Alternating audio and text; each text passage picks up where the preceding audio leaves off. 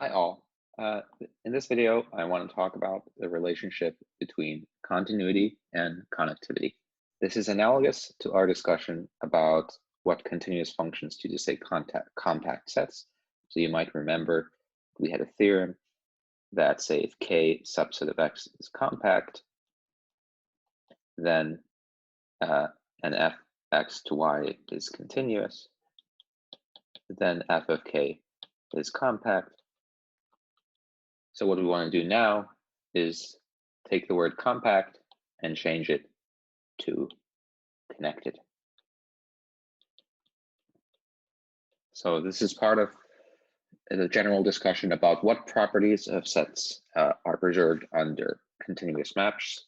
So you could ask these same questions for open, closed properties. In those cases, they don't hold for all functions, but for some functions. But connectivity and compactness, it turns out that it holds. So for this discussion, let's remember that a subset, this could potentially be equal to the full space. So there are two definitions, one for the full space, one for the subset, but they merge in the case when A is equal to X. And if the following is, it is connected, if for any two sets, U and V, such that they are open, there are three properties here, open, disjoint, and that they cover A and B, then we can always conclude that we have one of two possibilities, namely that A is entirely contained in U, and because V is disjoint, that means that V doesn't contain any points of A, or A is entirely contained in V, and that means that the other set is empty. So this is the definition. It's a little hard to work with, but as we discussed, it's connected to the idea that there must be boundary points, there must be changes, and that's the connection to the usual idea of connectivity. Now, so let's state this theorem. A function f, x to y, is continuous. You have a connected subset thereof. This could be the whole space. Then the image of this is connected. Now, how do we prove this claim? The proof actually will be a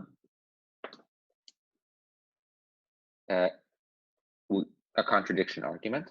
So we have our space subset A here, and we suppose that it's somehow mapped into two things that are disconnected. Now, this doesn't have to always be the picture. They can somehow be more weird than this, but I'm trying to simplify this to emphasize the structure of the proof. Now, if this is disconnected, that means that you can cover it by two sets, U and V, I'm denoted by them by the same thing, that are open, disjoint, and not empty. Now, we want to contradict the fact that A is empty, so or you could say we're working by contrapositive. So we pull back those sets, and we get F inverse of V and F inverse of U. Now, because they cover the image, these pre-images should cover A. Because F is continuous, they should be open, but this means that they are an open disjoint cover of A. Both of them are not empty if U and V are not empty, and this leads to a contradiction, or they have non-empty intersection with A, leads to a contradiction. So let's set up this setting. So suppose FA is not connected. Then there exists two sets, and because we will have sets for A and sets for its image, so on the X and the Y side, and then we will put the prime here to indicate that we are on the Y side. So suppose we have U and V prime are open in Y, so that U prime, V prime, so that U prime intersects the image set A of A, that V prime intersects the image of A, that U prime intersect V prime is empty, so they're disjoint,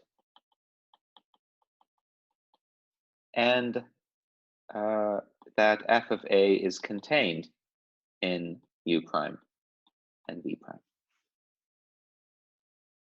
So we have 1, 2, 3, and 4. So we can refer to these properties. Then and then let's call this 0 is the openness. No, okay, we want to, so this is on the y side. So next what we do is we pull them back onto the x side. So what do we do? Well, to pull back using f, if we want to get sets in x, we have to use the inverse function. And we take the inverse of u prime, which is we define as u, and the inverse of v prime, which we define as v. Now these are open since f is continuous. Pre-images of open sets are continuous, and this is the theorem. And then we start to contradict connectivity. So first of all, u and v are disjoint. Well, if they weren't, then there would be a p in u in both of them. So p in intersect u and v.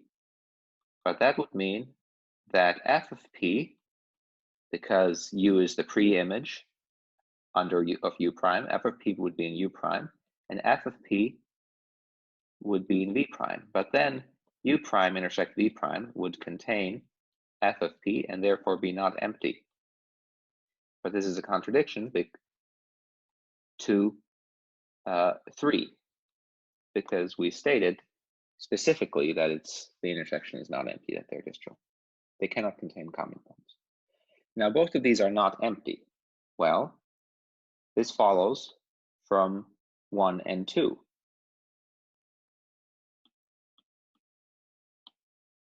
Because there are points in FA, there are points in B. And third claim is that A is covered by U and V. So actually, we don't want the sets to be not empty. We want U intersect A to be not empty, U intersect V to be not empty, U intersect A, V intersect A to be not empty. So both of them contain points of A by 1 and 2. And A is, on the other hand, contained in all points. So, well, let's show this. If you have a point in A, then, well, f of p is in U union V, because it is in A, which is contained in there. And that means that P is contained in the pre-image of U union V, but this pre-image consists exactly of those points that are mapped into either U or those that are mapped in V, and that means that you have this inequality effect. But that means that every element of A is an element of, and these would be, we should have primes here. So this is equal to U union V, and then right down. So okay, we had 3 claims that these sets are non-empty, disjoint, they're open, and they cover A. So this is a contradiction.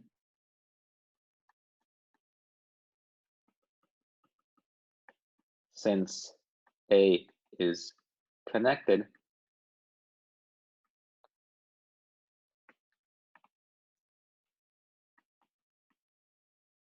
then we would have 1 through 3 would imply that we would have that either A is contained entirely in U or A is contained entirely in V, but we found a point, but that means, because A is contained entirely in U and A is contained entirely in V, that then U intersected with A is not empty, and U, but since we had that U and V have non-trivial intersections with A, the only way for these facts to be true would be that U actually intersects V, which is a contradiction because to the second claim that they're disjoint. So there are different ways of writing this end, but it contradicts connectivity because you found 2 disjoint, non-empty open sets that cover that set and intersected non-trivial. So, okay, what can you do with this?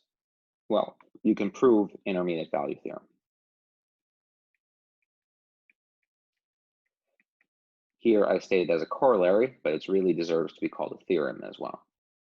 So remember, this was our motivation for talking about connectivity. So now what does it say? F of X to R is continuous. If you have A is a connected subset, then F restricted to A satisfies the intermediate value theorem, IVT. If you have a point where X is bigger than some C, so for some point you're bigger than C, and another point you're strictly less than C, then there has to be a point C, it has to be another point Z in A such that that is mapped to exactly C. So if you have this for some C, X, and Y, then you have that for that same C, there's some Z. Now, in the next homework, what you will prove, one of the problems will be that actually you will show that connected subsets of R are intervals. And that this claim would follow directly from that. But let's now argue more directly that suppose that you didn't have C in the image. Then if you took the pre-image of all the values that are mapped up to C, but not including C, and all the values that are mapped to bigger than C, these cover A. And why is that? It's worth saying explicitly. Well, every value has to be mapped to somewhere, but nothing is mapped to C, so this covers A. These are open, since F is continuous, they're pre-images of open sets, and U and B are disjoint, well, they match disjoint sets. And their intersections with A